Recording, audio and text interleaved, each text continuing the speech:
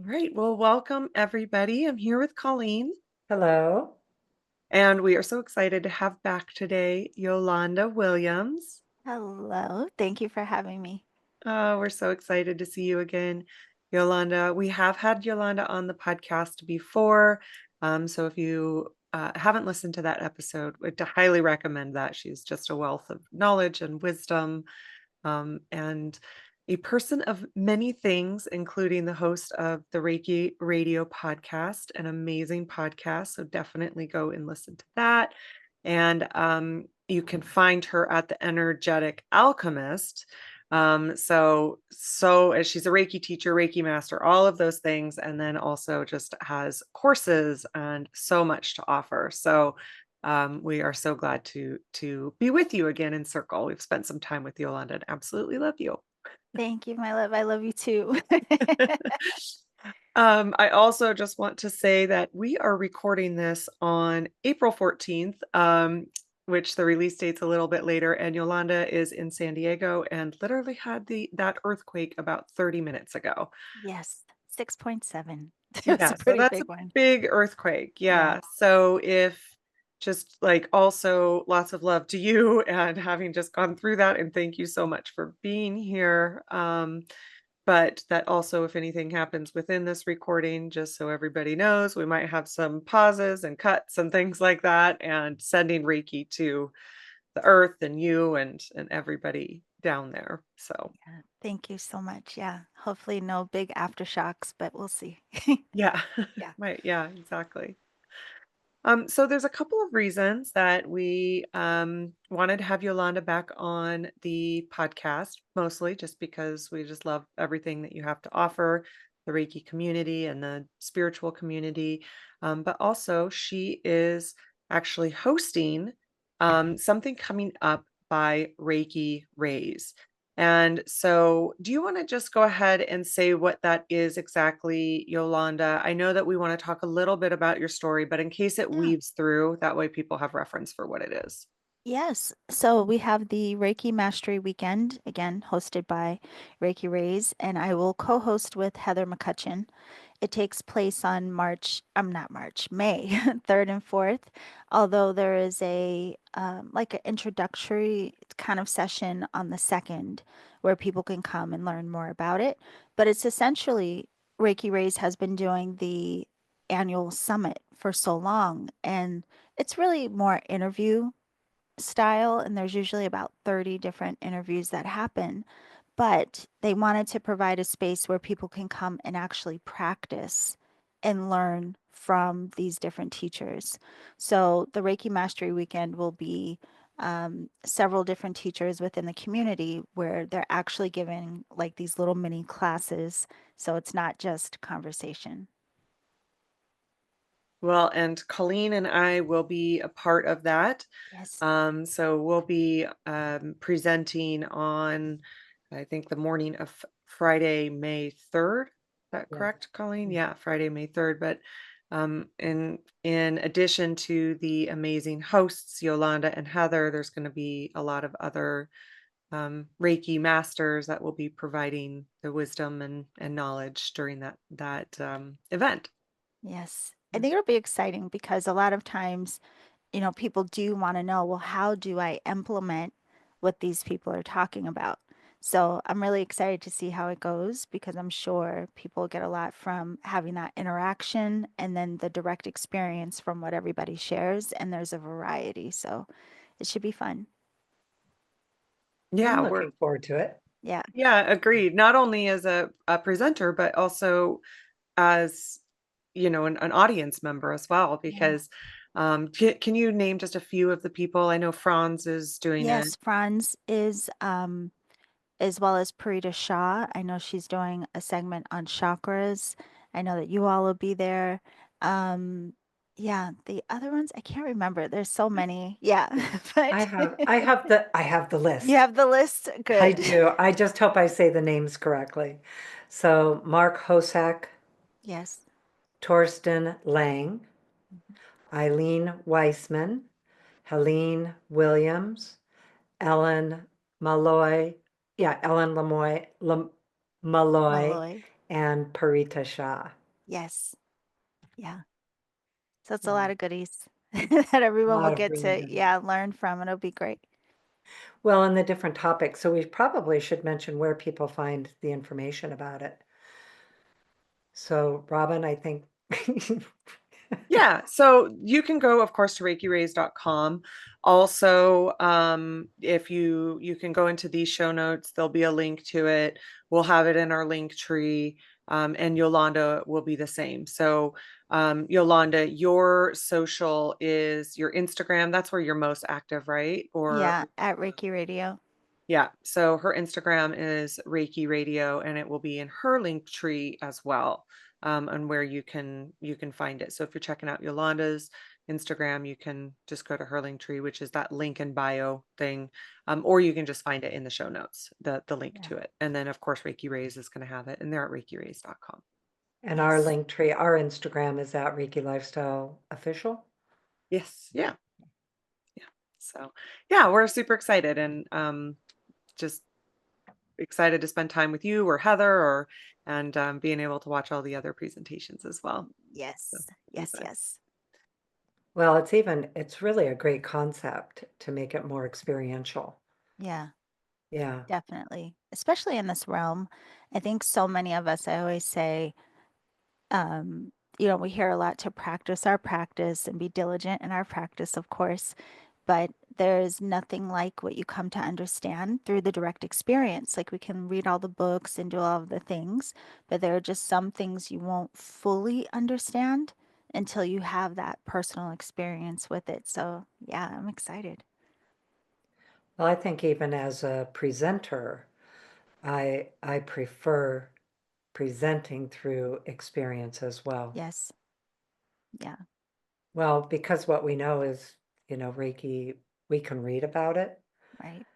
but the same thing of like, what does an orange taste like unless you Right. eat an orange, so it really is, it's an experiential practice. Yeah.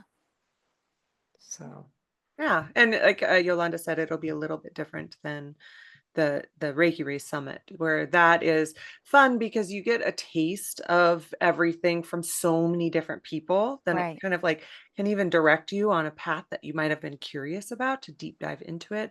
And Yeah. this is like less people and a deeper dive into each of the things that we're there talking about. Yes. I'm excited for you all segment. So if I don't co-host it, I will definitely be tuning in for it. So yeah. Anyway, it'll be fun. It'll be fun. Fantastic. Well, Yolanda, let's go ahead and talk about you a little bit. So I know that we talked about your story in the previous episode, but can we just remind the audience of, who you are and how you came to Reiki and everything that you're doing now?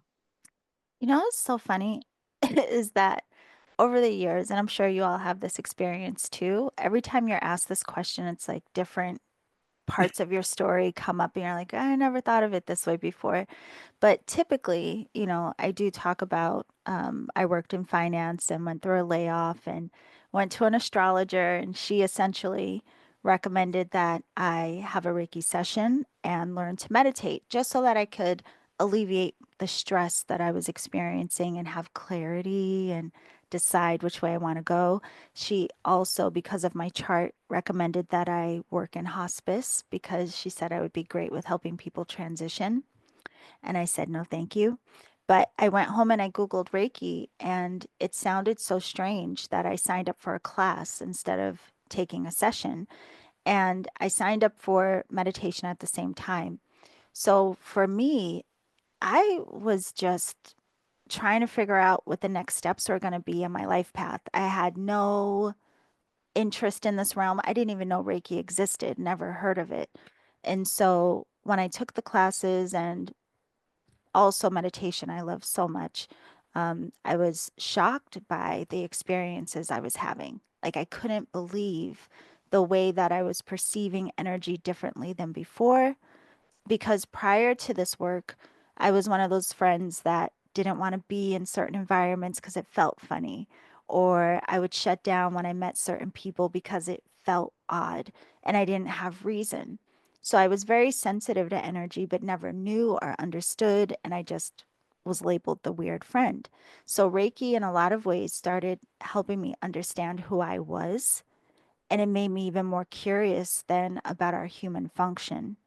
And so I started practicing on all of my friends. And then my family all lives on the East Coast.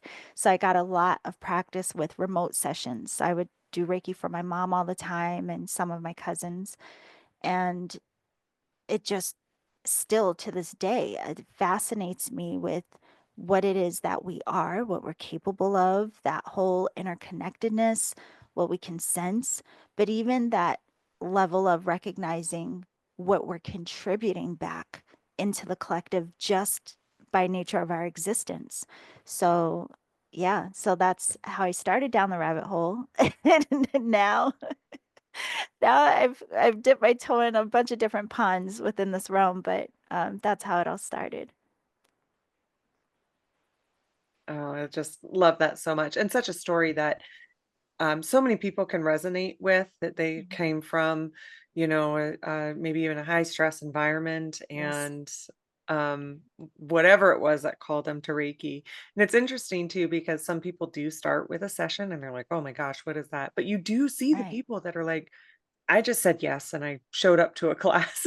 Yeah, Yeah. yeah. A lot. I mean, if you would have told me back then, as amazed as I was, if you would have told me this would have ended up being what I do for work and it would be the primary focus of my life, really, I would have thought you were insane.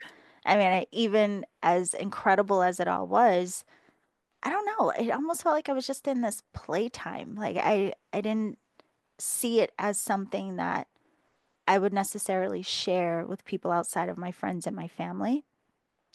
But then I also, that's one of the things. It's like it was following breadcrumbs because I thought it was just practice and like, oh, how cool. Come and tell me what you experience. And that opened me up a lot too, because while I knew for myself, my perception started to change. I started to have those eruptions of my emotions coming up and things I didn't realize I was still holding. So I will say at the same time of all that excitement, I started going through like a healing cycle that was unexpected to me. Um, so it was a strange kind of dance, but because of the feedback I got from my friends and my family, it made me even more curious because their experiences, while similar to me, were different. So I started to recognize that Reiki and this energy work meets us all where we're at. And we're not all necessarily going to have the exact same experience, but we have what fits us and what we're ready for in this kind of thing. So that made me more curious too. And then my friends started recommending people to me. And that's where I was like, wait, what? What do I don't know. Like, charge people for this? And what am I supposed to do? And then I took classes, master level. I had done that for a while. And then they started referring people like, hey, they want to learn Reiki from you. And again, it was this just following the breadcrumbs, saying yes, even though I didn't realize what I was saying yes to. And it's just this ever evolving path that I did not pick out consciously for myself. Yeah. Well, I would say the exact same thing for myself. I was a fiber artist at the time and really liked what I was doing, so I Yeah. wasn't really looking for something different. Hmm. But I've always wondered if, I think about Usui Sensei and receiving Reiki, so his intention to receive Reiki, and then his very first decision was that he would share it in the world. Hmm. And I just feel like that was like this significant decision that ripples through the energy that so many of us end up compelled by. Right. And that decision, because it was more common in his day, that he would have kept it as a secret for his own Hmm. family. Yeah. And so I wonder what you think about that. That's always been a theory of mine of why, because what is that that's so compelling, Yeah. you Oh, know? yeah. No, and it's funny you say, I think of how so many of us just in general, it lights us up to see other people happy, or if we can ever do anything to bring a smile to someone else's face. You know how much joy it brings you if, you can make a friend laugh, or you can hold space for someone when they're going through a hard time, or you give someone a gift and you know it's something they're really going to love. I think there's something just innate in us that wants to take care of each other and wants to see each other enjoy. It also makes me think of, like, those competition shows, and I don't know, like the singing shows, like someone's going to win if they make it through the contest, right? And I don't watch them now, but when I did, I would get teary-eyed and so excited for the people who got to make it through to the next level. Like, you're so excited for people that were going to get, the big yes to their dream. So I just think there's something innate in us that, and maybe it's, because of us being interconnected and feeling each other. If you're in joy, I'm in joy.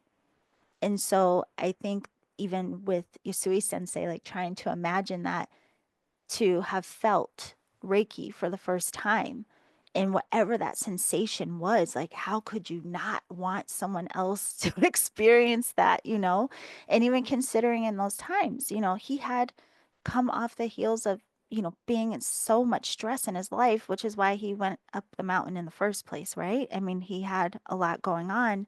And so I can imagine for a lot of us, that catalyst of, we're in a space that feels stuck or hard, or we're just at a turning point in life, don't know what to do, don't know where to go. And then all of a sudden, there's something that can give you some sense of hope, some sense of lightness, some sense of like, I can finally breathe again. Yeah, I mean, thank goodness he shared it, but I can't imagine that anyone who would have felt that, like, yeah, I think there's just something in us that wants to be a part of each other's joy. And why probably so many of us are a bit evangelical once we get Reiki. Yes. Like, "You need Reiki, you need Reiki, everybody needs Reiki." Everybody needs it. Yeah. Yeah, born again Reiki. Yeah. Yes. When, That's when that was happening for me, Robin was a teenager. And of course, I would, chase her down with my hands and her friends, and I can give you Reiki. Go ahead, let's do it. And she'd be, Mom, sit on your hands. It was great. And then she, of course, did Reiki and would always be like, Can you give me Reiki? yeah. Yeah. It, Secretly, Secretly, and just, as a teenager. but it's Well, and just it's so much more accepted now too. I think that's a yeah. big part of it. But it's just like the awe of it all. I mean, even just in a simple way, right? If I was over here eating something that was so delicious, I would really wish the two of you could taste it. It's like we want to share anything that feels good, anything that is good. Um, and yeah, I mean, even thinking about, when I first learned, even now, I mean, I'm still excited to share, although it's calmed down a bit. And now I'm more kind of like, if it comes up or if they ask. But at the beginning, I was just like, listen, you have got to come over. Let me just lay my hands on you. Just lay there. You could fall asleep. Let's see what happens. But it was the excitement of knowing that there was this potential for something to lighten up within a person, especially if they were going through a hard time too. So yeah, I just think it's so incredible in that way. You just can't even imagine how it will touch you, change you, open you up in so many ways. It's incredible. I love that perspective. I don't know if I've ever thought of it quite that way. And even thinking about we, it was Robin's birthday dinner, and we were out with friends and her friends, and them sharing about books they love to read. Mm. And we talk about all the different things that we love and we want to share, the food that we love to eat, the places to go, the things to do. Yeah, And so I love that idea that, yes, the excitement of knowing how Reiki truly can help on the multi-dimensional levels that are possible with it. yeah, It is. And then part of it, like you say, I've had to learn not to chase people down with my hands anymore. They don't love it. So, Yeah. Yeah, but I mean, if you're open to it, it's funny to me. I don't know if this happens to you all, but some of the people in my life, like I have a friend who will randomly text me and she'll be like, Yols, my friends call me Yoli and Yols. She's like, Yols, I need my chakras balanced. I'm like, what? What is going on? But it's just her way of, or she'll send a text to say, Yols, can you look at my chakras? What's going on with me? What's happening in my life, right? So it's also interesting the different ways that we convey that we all have a way of perceiving when there's an imbalance for us, no matter what level, mentally, physically, emotionally, right? We all can recognize that something just feels off center. However, it's incredible now to think that a lot of people do look for or think energy healing now. Because I remember back when I first started Reiki, people were like, what? What is that? Whereas now it's becoming mainstream on TV shows. There are usually characters that are supposed to be Reiki practitioners. People are so much more familiar with it now. And it's becoming more part of that conversation of an option that's available to help us rebalance and gain some clarity. So that's really cool to see too. It's happening so quickly. well, we've been talking about how Reiki is like such a beneficial practice for this moment. Yeah. And I think it's on so many levels that it is an amazing practice for this moment in time. It calms the chaos, um, helps us, be able to see through the chaos or at least stay stable in the middle of it. In the Yeah. earthquakes, Yes. I'll still show up, things Yeah. like that. But can you share some about your perspective with that and why it's such a beneficial practice for this time for so many reasons? Yeah. It's interesting now that you say that, Colleen, because at first I was thinking of what's going on immediately. But my mind also went back to it was around 2010 when I started in all of this. And there was a lot going on at that time, especially with the economy. A lot of people were losing their homes at that time. There was a lot going on. And it was on the heels of, was it 2012 that people thought the world was going to end? Remember, there was like something with the Yes. Mayan Uh-huh. calendar. Yeah, there was a Mind lot going calendar. on around all of that time. There was just a lot. And since then, there have been, of course, a lot of eruptions out in the collective. And so it's been interesting to see from that lens. We often can recognize what's going on for us individually and very personal to us, which matters, of course. But I think it's very interesting that in these times that you see this global shift that's happening, like these big changes that are happening at a collective level at the same time. So many eruptions, but again, at the same time, there's all of this awakening and Yes. all of these conversations and all of this curiosity around who are we really? What are we really? What are we capable of? What is the purpose? Why are we here? How do we help each other? It's kind of wild when you kind of just zoom in a little closer and see with all that is disruptive and disturbing, you can also see at the same time how much people are coming together to support each other and how much people are screaming for each other and how much there is again this like new wave of interconnectedness that's happening in a very let's say like material or palpable way. So I don't think it's any mistake that even Reiki has gained popularity so quickly. Even to see it now in hospitals and these kinds of things, I mean, it's so wild. But I think that these times call for it because I mean, for even the level of technology we have, we're given all of this evidence of interconnectedness. We're not separate.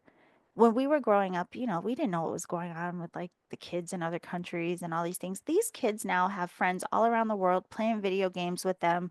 Like the world is becoming very small. And so I think in that, it's also showing us why it's necessary for us to care more for ourselves, our contribution, whether it's in thought, word, action, or deed. It's more important and becoming more highlighted now how impactful we are to each other, even if we're not, family by blood. There's just so much evidence now in the world of we're not separate. And so we need these things like the system of Reiki to help us understand, well, how do we navigate that? How do we navigate just taking care of this at home, but at the same time realizing whatever I do with this and through this is going to cause a ripple effect and impact on everyone and everything that I come into connection with, contact with. And now it's not just the person at the grocery store.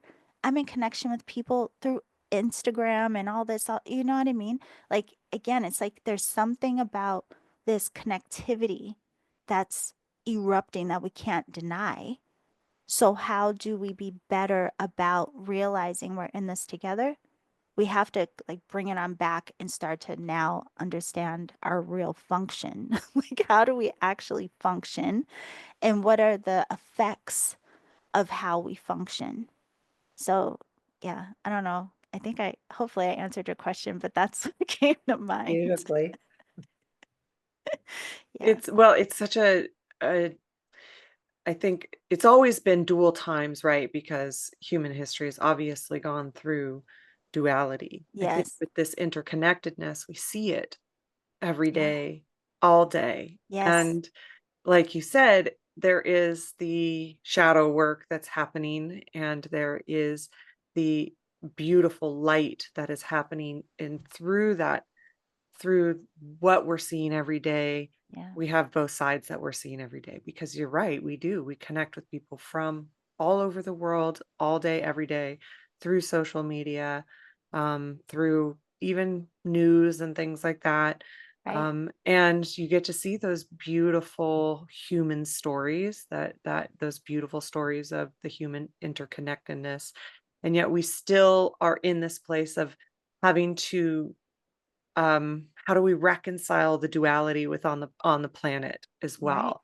And that takes a lot of inner work. That takes a Yeah. lot of also outer work. But like you said, if we're really just responsible for our own inner work, Yeah. and if we're able, it's helpful to be it, that also changes the collective. But if we're able, it's also you know wonderful to be able to hold space to facilitate other people doing their own inner work as well. But Right. that I think that's another piece that Reiki's so helpful around, is that because it's only an enlightened energy without duality, it helps us to like, okay, how do we balance this? How do we reconcile the both of the things that we're seeing Yeah. currently? Yeah. And I think even that alone, I think is a big curiosity for people now. Again, no matter what language we use, no matter at what level we understand it or see it, we're all trying to reconcile something, Yeah. right? In this realm of duality. And what you say, Robin, it reminds me of my little cousin. She calls me a lot. I love her so much, but my family is all in DC. That's where I'm from originally. So you can imagine, like, a lot of my family works for the government. You can imagine the calls that I'm getting right now, right? And so my little cousin, though, when I was there during COVID a lot, she and I spent a lot of time together. So she's very aware of what I do and, meditation, and I've shared some things with her. And so now, even in the midst of what she's going through, she'll call me and say, "Oh, this is happening. This is happening." It all sounds chaotic, but she'll say, "But you know what, cousin?" She's like, "I feel okay. I feel calm. I'm okay. And I feel like I can trust the way that things are unfolding right now, even if I don't know what that is."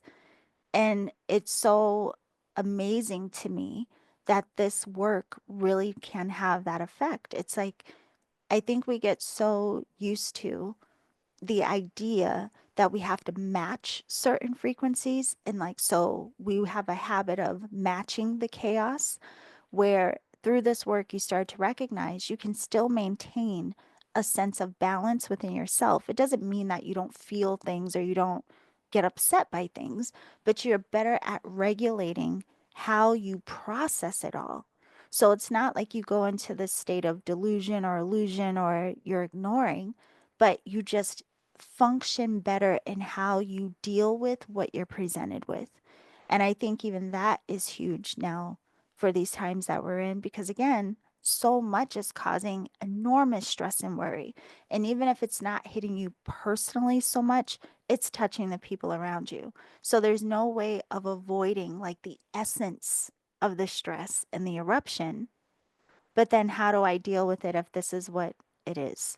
And so Reiki, again, that's why, I kind of laugh when Colleen said everyone should do it. That's why I tell people, I'm like, this is great. It doesn't mean you want to be a healer. It doesn't mean, no, it just at the very least helps you to recognize, again, what is your function and how do you manage it? How do you better deal with what would be stressful? How do you better deal with what used to be a trigger or, any just emotional wounds and the stories that we carry? How do you deal with it in a way that, you know, it doesn't feel like you need something externalized? That's really why I think we all need this now. And not just so we can support each other, but we learn better how to support ourselves. Well, I think there's also, to me, when we look at the immediacy of everything going on, what is happening daily or, in the immediate or recently, but there's also the really big picture Hmm. that I think is happening. That Reiki, I feel like it is instrumental in teaching us some of the new big picture um, ways of being and the change of this Yeah. age. Because Reiki is so much about, right now, I think there's all the part of the chaos is in the structure of authority Hmm. and how the outside authority has had the influence on us.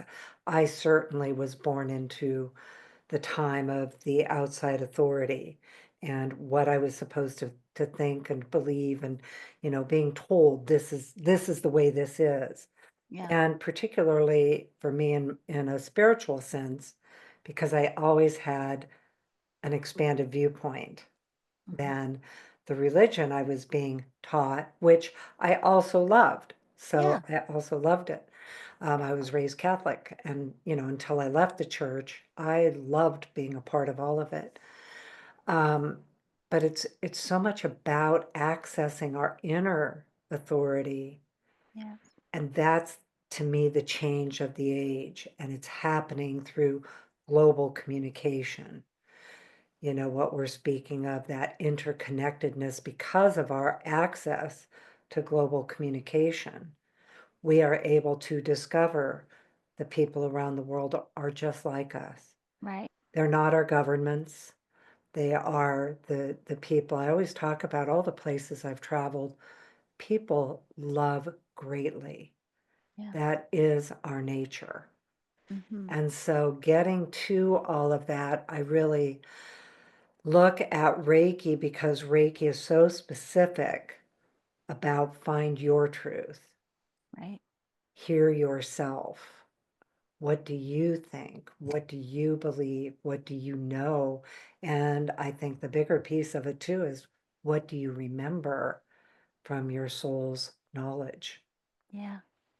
Yeah. No, it's incredible. And it's funny, like listening to you say this, like 10,000 different things Yeah, go I through. know.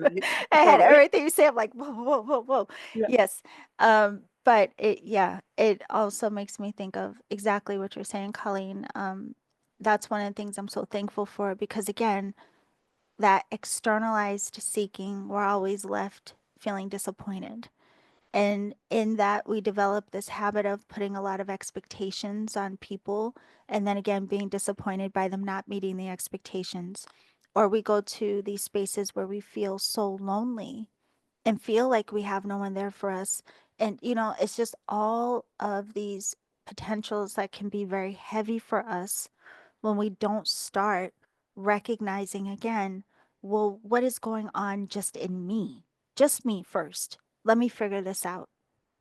And one of the things I love about this community is when you come into Reiki, it's like you're not just going to a class, you're not just learning a technique. Like you literally kind of just get adopted into this global family, which is a whole nother layer to it that is so interesting.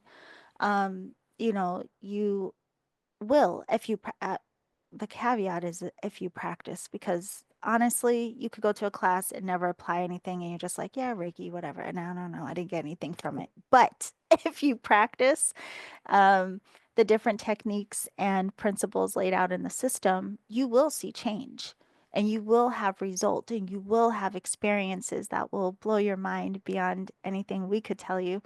But you also get this built-in community, and that's another beautiful like blueprint, I think, for where we're going globally. The way that the Reiki community is so interconnected and supportive, and even thinking of like how there are different systems within the umbrella of Reiki, different lineages, right? And we're all still friends. You know what Yes. I mean? Like that just creates such a different blueprint for how a lot of things function out in the collective. It's not like, oh, you do this and I do this, so we're not friends. It's like, no, we both do this and this is cool and let's share and exchange. So I feel like what Yusui Sensei has laid out for us, I don't know if he would have ever imagined really that it would be what it is, but it really has become this like global system with it, and it's bigger than even just the energy, like what it has encouraged us as the people that practice to create and do. It's, I don't know, like this weird framework is coming to mind now about the overall experience of being in connection to this work. Well, and what's interesting about it too is that the more that we are connecting through like these conversations, global technology, it feels like it's becoming that part of it where Yeah. we are in these conversations supportive of one another, like you said, outside Yeah. of our different systems that we connect to the energy through. Yeah. It's like all of those m you know, barriers that might have even been in the early days a little bit of a part of it Yeah. all are just dissolving more and more, and so you're Mm. seeing those bridges being connected and built more and more the more that we all have conversations, and so you are, like you said, this full-on global community that's only getting tighter knit Yes. regardless of the fact that we all have different ways that we connect to it and Right. supportive of each other. And you're right, it's such a beautiful piece of it. And also, and like I think what both of you are saying with it being Yusui's intention that it is shared inherently, that also has, and I think the energy also has in it inherently this abundance mentality, Yeah. and I think that that's a part of it. And abundance doesn't always mean financial Right. abundance. It's love abundance, it's community abundance, it's Yes. all of these things that I think, all of the conversations that we have had with people, and you too, Yolanda, you have so many different conversations with different people from all different areas of the world through Yeah. this, and you just see that over and over again, and it's a really beautiful piece of it. Oh my gosh. Robin, with you saying that, it just reminded me of how through this being introduced into the system of Reiki, it starts to have you recognize that sameness that is like the true sameness in all of us, right? Because prior to this, a lot of us look for sameness in that, like maybe we have the same political affiliation or we like the same sports team, like whatever, we like the same music, and now, ooh, we're friends. But there's something in this that even throughout the Reiki community, it's like, no, we recognize the connection that is so much deeper than, like our individualized personalities and choices. Like, I don't care what music you like. There's automatically this awareness of like, whoa, there's this divine expression that is very much alive through each of us, and that's fascinating. But not just you, it brings me into relationship and awareness of like, whoa, that divine intelligence is also emanating through the trees that I see and the birds that are flying by, right? So it also opens us up to this different type of relationship to life, ourselves, but again, humanity, like that bigger picture you were talking about, Colleen. Like it really is.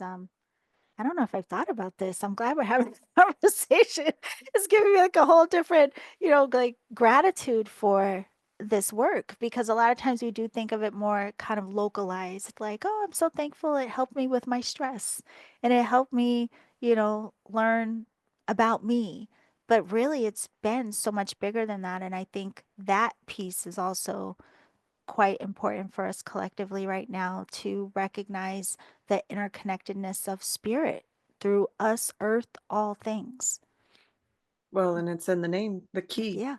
right? Yes. As it's like a Yes. deeper understanding of the key that is within everything. And maybe that's a part of it too, is like we're understanding this connection within ourselves of key first, but then Yeah. you do see it within this ripple effect. Yeah. Yeah. Oh, I'm excited. Sorry. You're just like, wow, I never thought of it like this, but yeah, it's true. Well, in the big picture, too, as we that, who have been doing this for a lot of years, seeing the transition from where it was like when I first learned it, it still had a heavy sense of that outside authority. Like, Right. here are the rules, follow the rules. And then through the evolution, where it's taking us to our own inner truth, and we see the generations coming in behind us, or I do, at my Hmm. age, seeing the generations coming in behind us that are being born with more of this natively within them. Yeah. And so, Robin's daughter, we talk about her having a lot of ki, but we also talk about her having really a very authentic sense of her inner authority, Mm. which for an 8-year-old, sometimes it's like, no, I have the authority, but it's a bigger sense of that I think we're seeing in this shift Yeah. in the generations as we're moving forward through global community, through global communication. And I love what you said about Reiki, because it truly is like all of the different Reiki communities that I encounter around the world are so like welcoming Yes. and just wanting to know each other. And we might have some differences in the techniques we use or some of the practices that we use to connect to the energy and then deliver the energy. But what we know is that heart to heart connection Mhm. that is beyond the techniques. Yeah.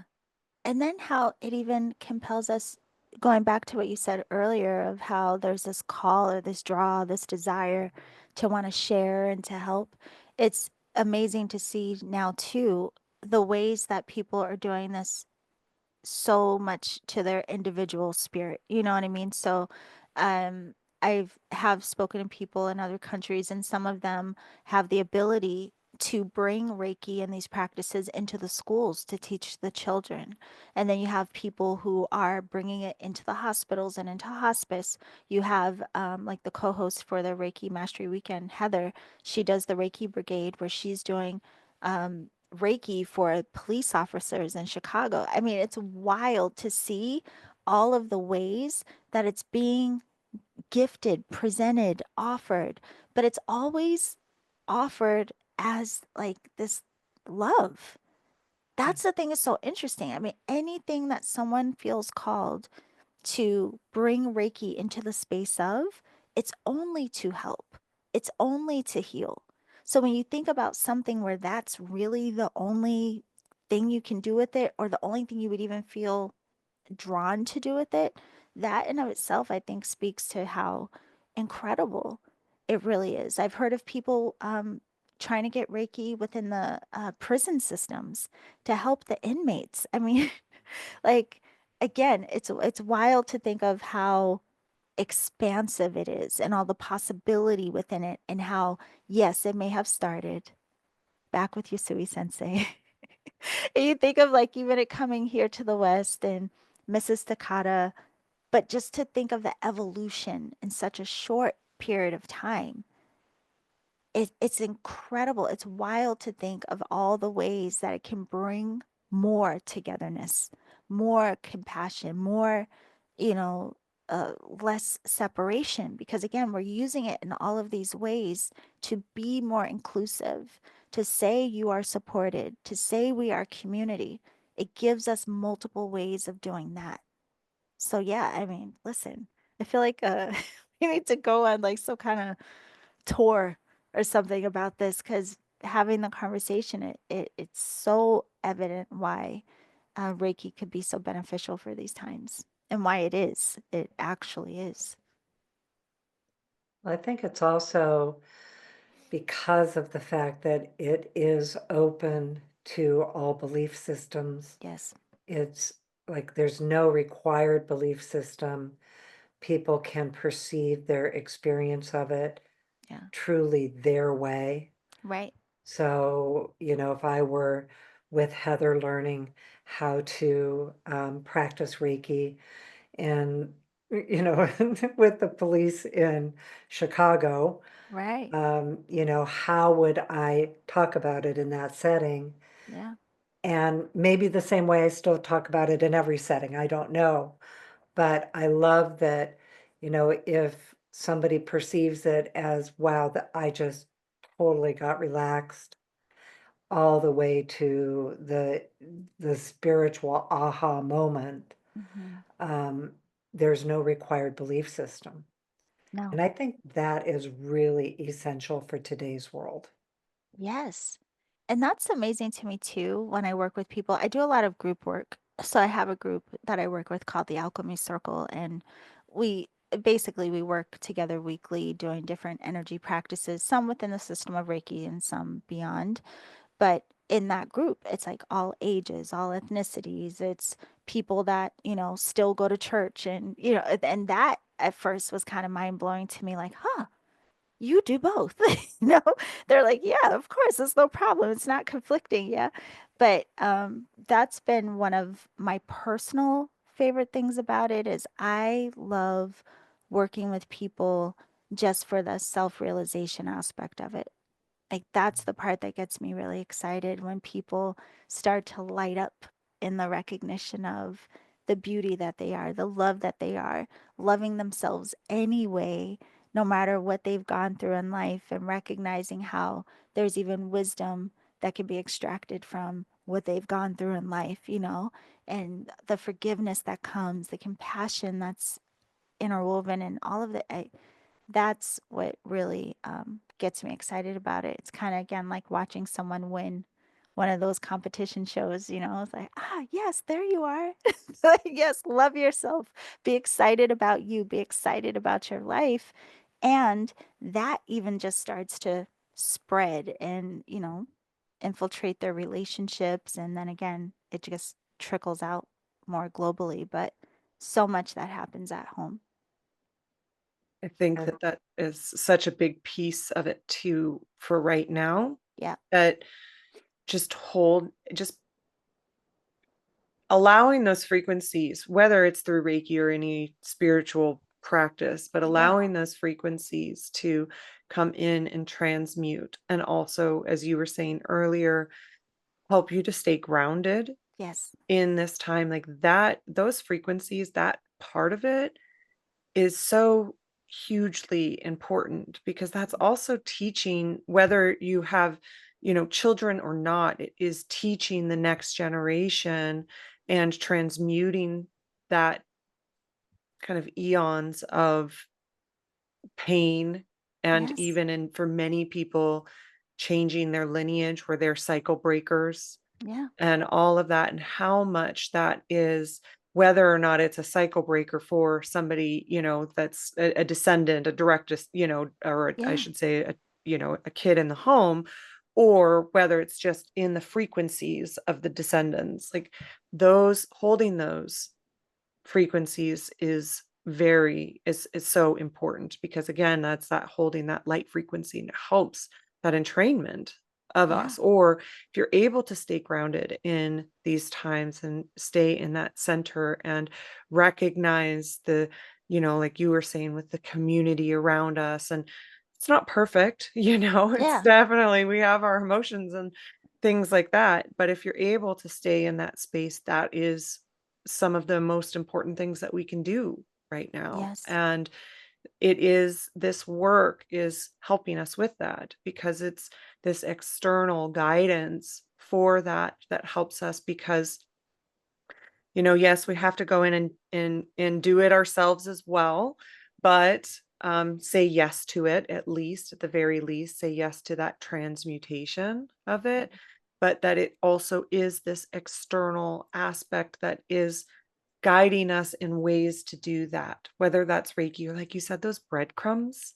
I love Yes. that, because it's still breadcrumbs even this Yeah. many years in, Yes. right? You're like, that's catching my attention. Why is Yeah. that catching my attention? And you learn to trust it a little bit more, right? As like, okay, there's something there for me, and I'm just Yeah. gonna go for it. Or like, oh, that is a calling. I'm gonna go for that. You're still following breadcrumbs. I love Yeah. that analogy toward it. But it's these external factors that's helping us to do this work. So it doesn't feel like so necessarily like so big, like, Hmm. how am I going to do this? Like, oh, Right. okay, I have this support, whether it's from people who are holding space for it. It's also, mostly the energy and the us saying yes and receiving it that is doing that work and that transmutation. And that's hugely helpful. Oh my gosh. Yeah. I mean, listening to you say that, Robin, it reminds me of how so many people in this work, a big part of it is reclaiming themselves and feeling safe in body. So this is the thing that's interesting. I always joke about, like, in the beginning of Reiki, it's like coming back to the body, body, body, body, body, body, like come back in, right? Um, but a lot of us don't realize and recognize how informative our bodies are, whether it's that we have these different layers of perception and awareness and sensory that we may not have refined yet, but also the body is giving us messages all the time, not just about its condition, but also about, you know, those inspirations of how to move forward and how to learn to trust ourselves. We come into deeper relationship with that. But before we get to that point, a lot of us don't even realize how much we disassociate from the body, how much trauma there has been, even in the idea of how we present. So I think a lot of how so many women have a lot of disassociation with body because of different traumas they may have gone through physically, but also the collective idea of what a woman is supposed to be. And then on the other side of the fence, honestly, in this community, I've met a lot of men who are reclaiming, you know, um, a lot of healing around even some shame and embarrassment around the idea of what the masculine was supposed to be. And so there's this beautiful dance of healing that feminine and masculine within ourselves, both of those intelligences within ourselves, that brings us back into this whole relationship with accepting the parts of us that are active and strong, as well as soft and nurturing, and being okay with the full embodiment of what it means to be. And then starting to tune into, oh my God, my body is aware of so many things within this realm. And I start to trust myself. I start to be curious enough and start to recognize what the body is saying, how it's guiding me, how it's leading me, the intuition that's coming, all the things. And so it's that's one of the pieces too that's so wild of we go through so much of this life without recognizing how much is at our disposal right here, and how useful this thing is, like beyond what seems obvious, you know? So yeah, to your point again, like base level coming home, I think that's why for me, it's definitely why I fell in love in the first place. Yeah. Well, it's certainly, again, going through the change of the times Yes. and in my age group and as a woman in my age group. And I would say that I probably grew up more competitive with the masculine energy, Yeah. and finally in some of the work that I was doing, really becoming aware that I needed to discover what the divine feminine is. Yeah. Aside from gender, it's like, Yes. that's the That big piece, energy. because Right. both genders right now are going through this, Yeah. and all of us trying to figure it out.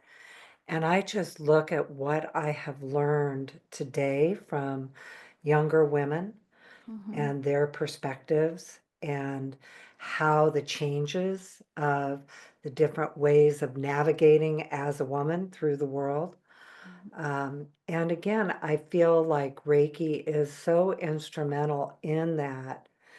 And not just for me, but I think it's a way that truly the divine feminine is coming to the earth, and we are gaining more receptivity to it. Because that was the big piece for me, is I had to learn how to receive, Mm. which is divine feminine, Yeah. because my action in that masculine energy was to always be action, always be kind of control, always be in that kind of, ambitious state. And it was actually Kuan Yin that said, Yeah. well, you have to learn how to receive. And I just saw a TikTok the other day of a young woman talking about how she was taught to be an overgiver. And I didn't have time to comment, but I really wanted to comment on, to heal the overgiving is to learn how to receive. Mm. And for me, that was like truly one of the long-term healings in my personal journey, Yeah. was that ability to receive as part of it, and how Reiki has helped me do that. Um, Yes. and to your point too, I think that Reiki is also giving us greater access to our authentic intellect. Yes. So from the body to the mind to our intuition to our inner knowing to our soul's knowledge to our, you know, brain, heart, gut triad, Yeah. all of that. And how, I try to explain it, it keeps saying it in my ear, so I have to say the words even though it's a little bit out of order of what we were talking about. But that one of the things, I think there must be somebody listening that needs to hear this. Reiki heals, it's like trying to understand, what does it heal? What heals a broken heart? Mm. What heals betrayal? What heals those traumas? What heals those injuries to you that, we definitely need the medical fields for the physical reasons, but that's that integrative part of it, that what heals those parts of us. And it does. That's what is so profound with it. Yeah. And we don't have to earn it and deserve it. We receive it. Right. And so that has been for me a really big, and even today in my session this morning with somebody, it all came into learning to receive is the time. That's where we are in our generations, Yeah. because we've always had an intermediary tell us what to think, or an intermediary tell us what to believe. And Yeah. this is like, receive it on your own, receive it for you. Yeah. Colleen, what you say reminds me of how so many people talk about in this realm the dark night of the soul. And I think we have several iterations of that. But I remember the first one that I went through after starting this work. And uh, I would say there was a part of me that knew that I was going through a healing process. I mean, I knew, even though I was like kicking and screaming and like, what is happening? Because I I was like, I'm meditating. Why is this happening? Um, but hindsight, I have such a deep appreciation for it and what it helped me to realize, what it helped me to understand. And it is interesting in this work, again, like how it does help you to recognize all the ways you are being actually supported by universal intelligence rather than feeling like, again, you're navigating alone or you're being beat up or you're being punished. Like it totally flips all of that on its head. And I think that also gives us such a beautiful resilience and compassion when we start to recognize other people are going through different challenges and struggles too. We start looking at it from such a critical lens and more so understanding, like, wow, look at how so many are functioning from their hurt, their wounds, their this, their that. And I think that's also a big piece that's important for us to recognize in this time, because it is easy to look in judgment, but it is also easy to look with compassion. So, yeah, I think that's very helpful for us right now, too. I think that that's such a big lesson when you are going through those dark nights of the soul Yeah. is that that other level of compassion that comes in for you, and so many of us that have been through those times, I'm sure that not everybody and not every instance, but so many of us that have been through those times wouldn't take it back. I mean, we Yeah. wish that No. we would listen, we would have learned it a different way, but there Yeah. is a part of like, well, maybe I wasn't able to. And because of what you learn through that and what the level of compassion that you receive in your knowing and your Yeah. wisdom around it, that it does, like you said, it helps you to look at the world differently Yeah. and people differently. And I think also one of the other things that you said was the understanding of the trust. Yes. And that's not 100% either. That's not always like Yeah. every day I'm trusting every day, but that you do it was kind of what you said. I forget exactly how you worded it, but I was like, yeah, you do end up learning that trust. And when you go through another one and you go through those challenging times, you're like, okay, I am just trusting. And I Yeah. know that on the other side of this is going to be different. Yes. And I'm going to be different. And I think what you said about, I think that energy or this work helps you to gain the skills to be able to lean more into that trust when you're in those times. And Yeah. um, even the built-in community, as you said, Yes. as well. I think that that's another piece of it also. Yeah. Yeah. It's a beautiful thing that Usui Sensei started. Like, it is, and it's incredible to think that it has evolved, over the last over 100 years now. Even to think that, I mean, that's just mind blowing. That not just that it has sustained all this time, but that it really is global now. I mean, really global. And that we are this growing community, and we continue to learn from each other, support each other, and also supporting others, like recognizing that everybody is a part of our community, whether they are Reiki practitioners or not. Like that's really the beauty of it, recognizing that we are a global community or cosmic galactic community, however you like to view it. But yeah, yeah, I did feel like this episode was like our love letter to Reiki. It was a great conversation. Thank you. I love it. Well, thinking about it, and I know there were more Reiki practitioners in Japan that were not public at the time, but Mhm. in 1980, there were 22 known Reiki masters in the world, Yeah, and it spread from 1980 with those numbers around the world. incredible. Incredible.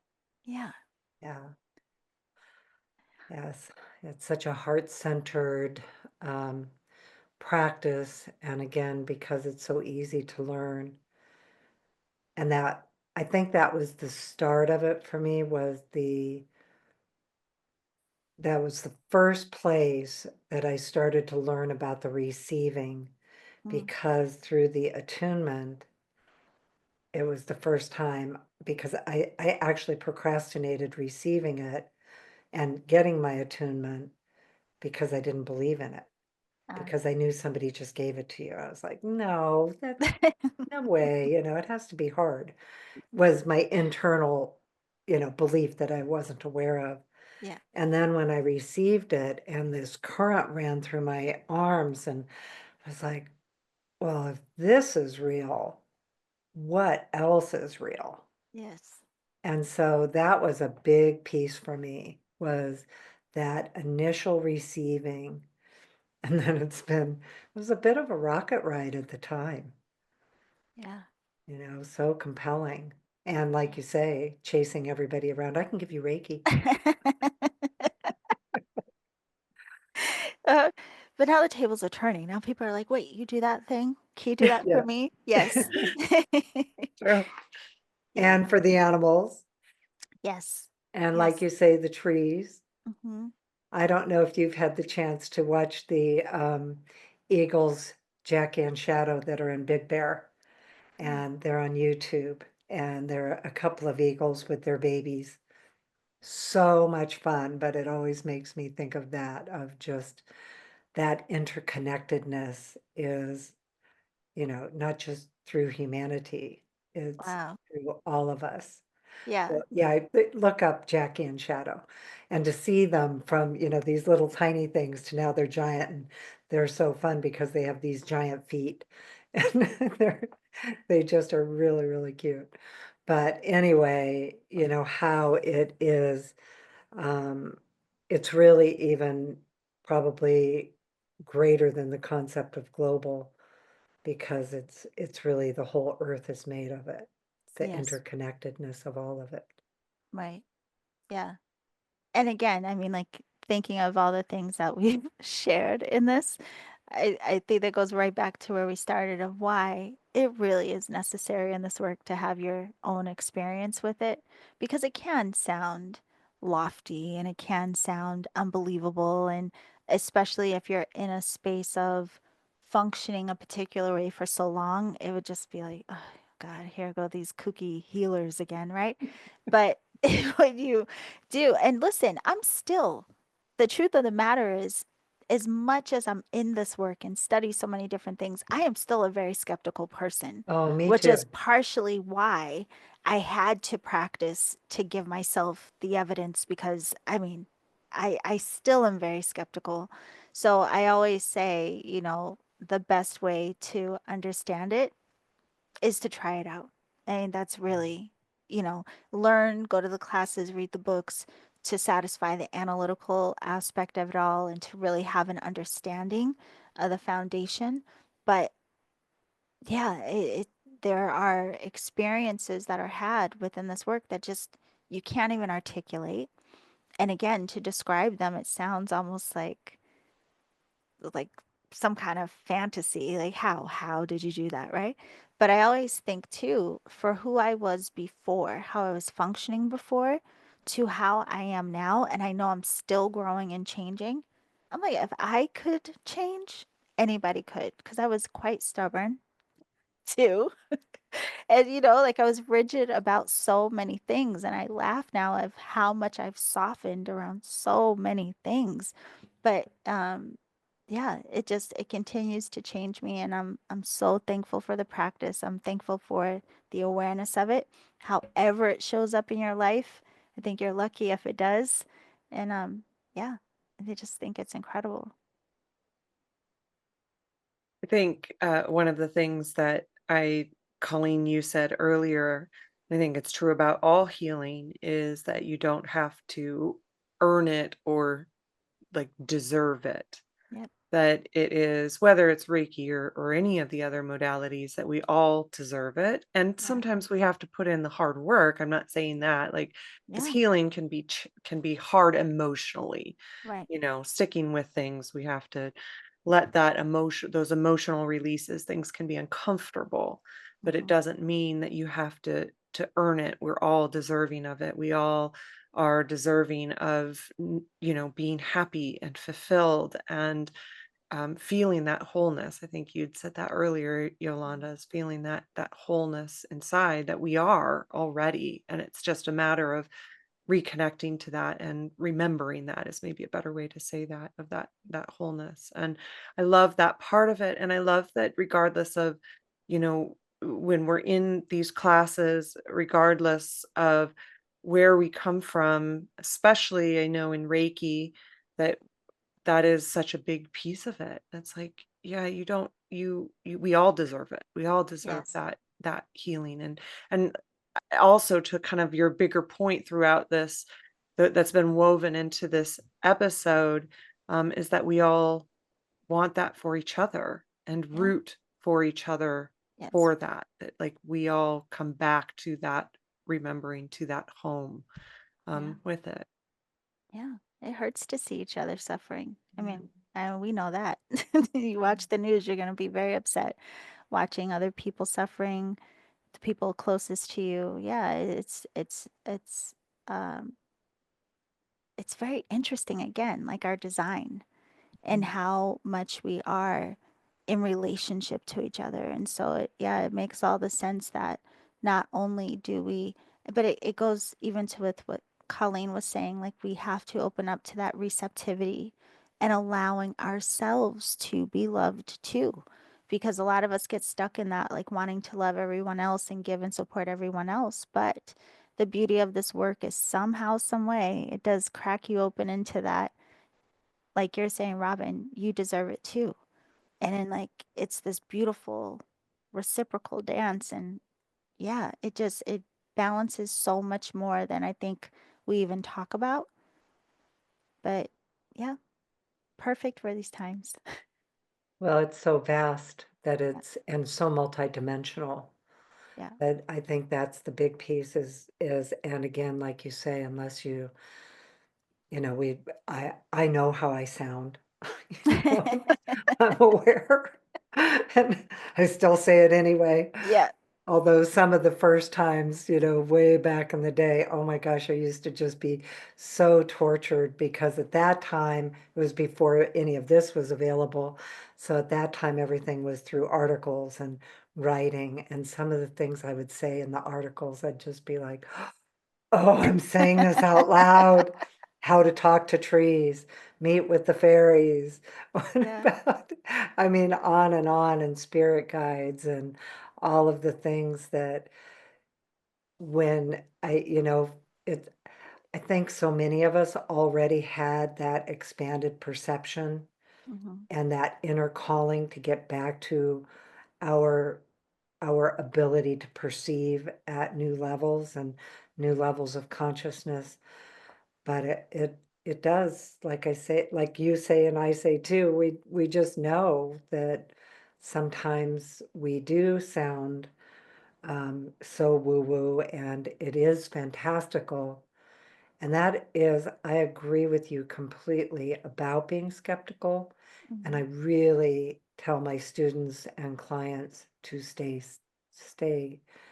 and skeptical, and also moving it into discernment. Yes. Yeah. Like what is your discernment about this? So, Hmm. like, I can be skeptical enough to question it, but then move that skepticism into discernment Yes. of like, okay, now what's true and what's a match for me, Yeah. regardless of even if I think it's true or not true, it may not be a Right. match for me. It's so wild, Colleen, when you say this, it just made me realize too, a lot of this work pushed me into my authenticity, like being okay. Because you do, I think a lot of people at the start of this work struggle with that, like still wanting to be in the closet with it, like, oh, I can't talk to my family and friends. They're going to think I'm weird. I can't put myself out there. What will people think? How will they judge me? But a lot of us do get to a point where we've given ourselves so much evidence of what's true that Yeah. at some point you're just like, but this is what my experience has been. And so Mhm. then that veil drops where, yeah, we're aware of what it sounds like to someone who hasn't experienced it, but we will tell you the truth anyway.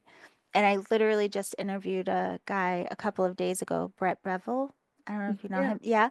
I And know that. he was doing a demonstration with his oracle cards, and he's like, okay, close your eyes. So I'm like, close my eyes.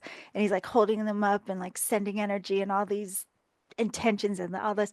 And I could really feel energy moving. And I knew in my mind, I'm going to say what my experience is because it's true. And at the same time, I know there are people that are going to hear this and be like, this girl is a kuka. And I was like, oh, well. I mean, it's the truth of my experience. And this work really has pushed me into this, like, not feeling embarrassed around what's true. Like, my experience is what it is. And this work definitely has helped me own that more, not just in relationship to Reiki, but my life overall.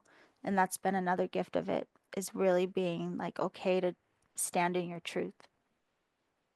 And what's interesting about it too is I think I also, I know we talked about the feeling like when you first get into it, that evangelical aspect of it. But what's interesting as the longer I go on, I have less it kind of what you're saying, Yolanda, I have less need to also prove Proof. myself or Yes. prove it Yep. because I am just in my knowing and like, Yeah. okay, you do you. If you don't, Right. that's totally fine. And if you call me a kook, all right, yeah, Yes. maybe, maybe I am, sure.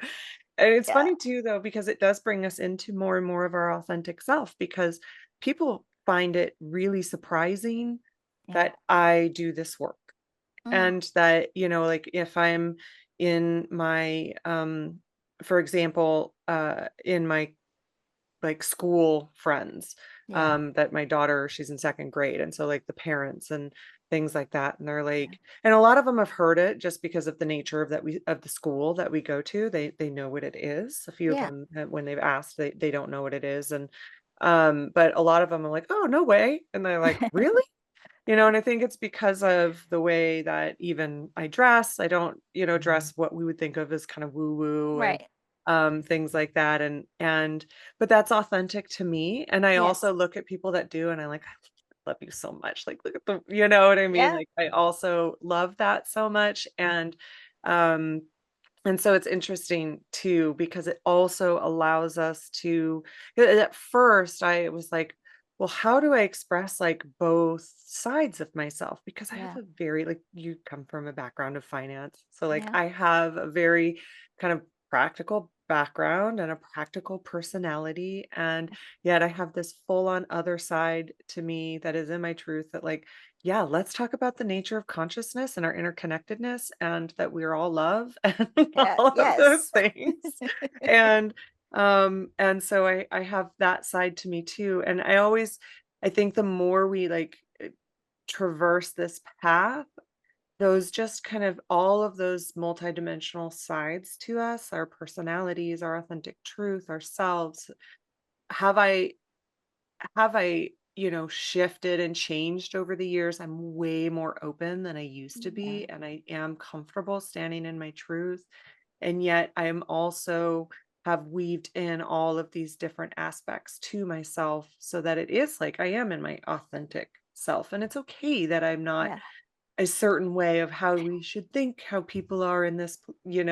in these modalities, and I love that other people are, and just feeling more and more comfortable, and it might change, Yeah. we Yeah. all give each other the caveat that I can change tomorrow, and that's Oh a my good gosh. thing. I love it so much. I love especially the part you talk about not trying to convince anyone. Although that I think that was a thing for me um early on. I had this interview once. I was on someone else's podcast. They invited me on and they were a skeptic. Although I didn't know to what degree they were.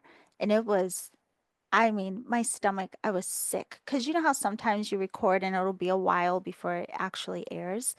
And that was one of those experiences too that pushed me into one, they kind of came around because I wasn't trying to convince them, but also it was like really this obvious kind of difference different points of view. I'll tell you about it later. But that was one of the things where I knew like just own what's true for you and you never have to convince anyone. And that was a great lesson in that.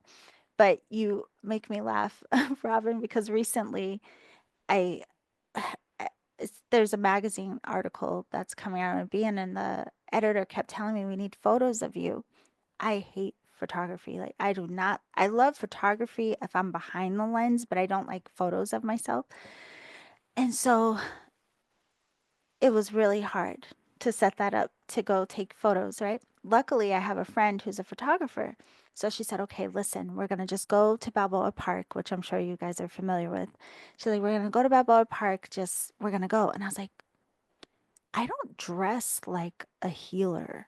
Like people, if you saw me on the there's nothing about my attire that would say this work.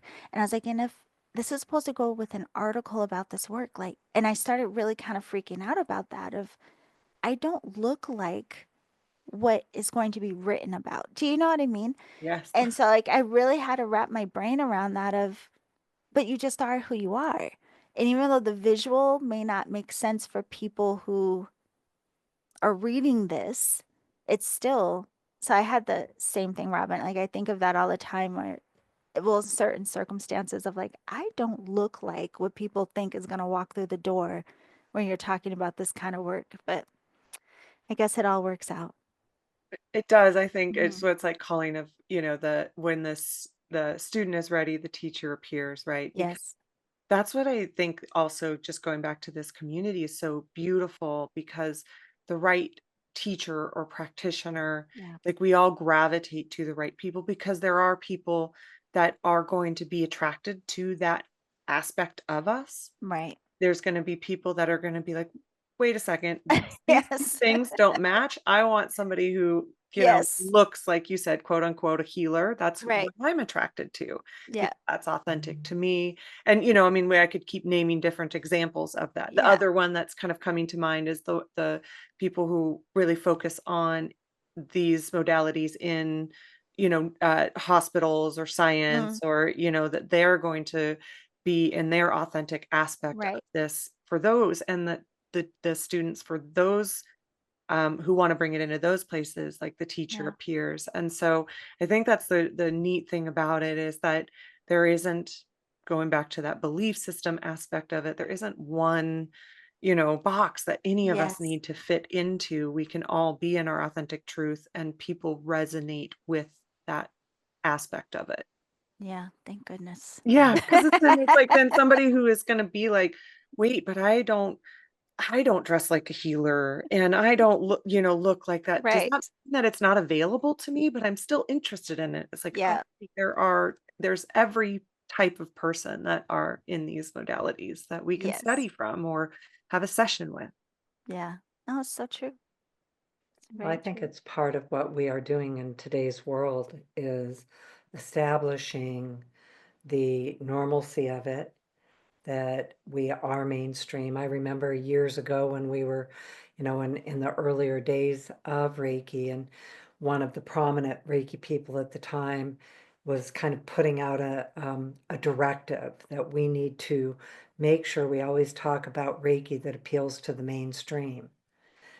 And I was like, well, I kind of think I am the mainstream, even though I talk about it differently because the people in my community are certainly mainstream people. Right. So who is that?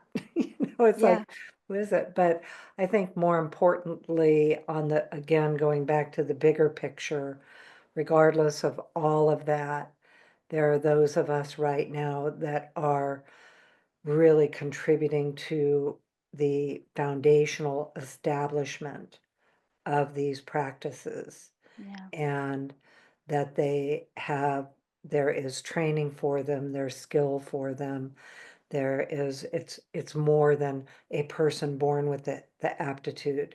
It can be learned. It's Reiki particularly is easy to learn, and in addition there is structure to it. There is skill-based learning with it. There is training that goes with it. There is, like that foundational credibility that I think goes with it that is important as it's establishing in the world and globally right now. That Yeah. there are studies being done, practices in, mainstream hospitals and research facilities, and again, globally, it's happening Mhm. globally. Um, and so I think that for me, it is what I can do in today's chaotic world is contribute to these frequencies in all the different ways that we do, share in being community, and really amplifying that love that we all are. Yeah. And how lucky that we get these different ways, like your podcast. I Mhm. think of that a lot too, how now people have accessibility to people that they may not have otherwise. Yeah. So, yeah, I mean, it's great that you all even have the platform that you have that people can tune in and join in no matter where they are and that not be an issue. Well, and the same with you, Yeah. Reiki Radio. Yeah, yeah, yeah. Who would have known? Right? Right? I think any of us did. Right, right. Yeah. That was true. Speaking of Brett, I am actually teaching at Animal Reiki at Omega in Oh, wow. May in person. Yeah. So I've been coordinating with Brett. Uh, Oh, very with that. cool. And Yeah. that's in New York, right? Yes, in Rhinebeck, Yes. New York. Yeah. Yes. How fun. So excited about that. Yeah. Hmm. Well, Yolanda, I know we could keep talking for forever because we just absolutely adore you and everything you bring. But let's go ahead and let our audience know what you have coming up. I know we talked a bit about the Reiki Mastery Weekend, but what else do Yes. you have with the Energetic Alchemist coming up, or offerings that people can just go to your website? I know you have evergreen courses and some things like that too. Yeah, yeah. So I have some classes on demand that are some are to support people after Reiki class, just to go over some different aspects within the system of Reiki to help you feel more confident in your practice. I also focus a lot on intuitive development. So the next live upcoming class I have is actually an Oracle school that starts this summer or fall. I think it's in August, but yeah, because I have the alchemy circle that's ongoing, but that starts at the beginning of the year. And so, like, if you wanted to join me for that, that doesn't happen again until January, but you can join me for a live class online for Oracle School. I have my own Oracle deck that I created. So I like to teach people how to use that tool just to come into relationship with their intuition. And again, learning how to trust themselves and how to perceive energy in new ways. So I'm excited about that. Reiki classes, I only do Shoden Okiden. I only do level 1 and 2 in the fall, and I do master level in the spring. So I just finished the master level retreat, and the next I have upcoming is level 1 and 2 in September. But yeah, I only do both once a year. So if you want to join me, you gotta choose those dates, and that's it. But yeah, there's always different classes being offered online. You can just see on my website. Right. Yeah. And you teach uh in person in San Diego for Yes. yeah, okay. Yes, yes. So level 1, level 2 is a 5-day retreat in San Diego. Again, that's in September. And then the master level is also a 5-day retreat in San Diego, and that's always in March. Yeah. Okay. Yeah. A lot Well, of fun. fantastic. And you can find Yolanda. Her podcast is Reiki Radio, but you can find her at theenergeticalchemist.com. And then and we'll put this all in the show notes, is Facebook and Twitter it's kind of looks like T Reiki. It's the acronym for the Energetic Alchemist, Reiki. But then her Instagram is at Reiki Radio, which is where you're most active. So Yes. yeah. Yes. All right. Yep. And then let's mention the Reiki Mastery Weekend one more time. And so that is actually May 3rd and 4th, but there is also something on that Friday night. Yes. On the 2nd, you can come a free kind of open house introductory to the event. And then the event happens on the 3rd and 4th. And I believe they get to see the two of you present on the 3rd, which is that Saturday. Yeah. Yeah, that Saturday morning. We start at 9 a.m. Eastern. Mm-hmm. So it's and I think pretty much all 6 day. a.m. for us. Yeah, Mhm. here on the West Coast. I know. And I should just point out, if anyone is interested in the Reiki Mastery weekend, it's not being recorded. So you do have to attend that event live if you want to participate in it. Oh, good to know. Yeah. I didn't Mm-hmm. realize that. Yeah. Great. Yeah. Yeah. Well, and we will see you there also. Yes. And thank you so much for being here today. We just always love talking with you. Thank you for having me. I can't wait to have you two on Reiki Radio. So Yep, hopefully we can do that soon. Yes, absolutely. we Anytime. will. We will make it so. Thank you. All right.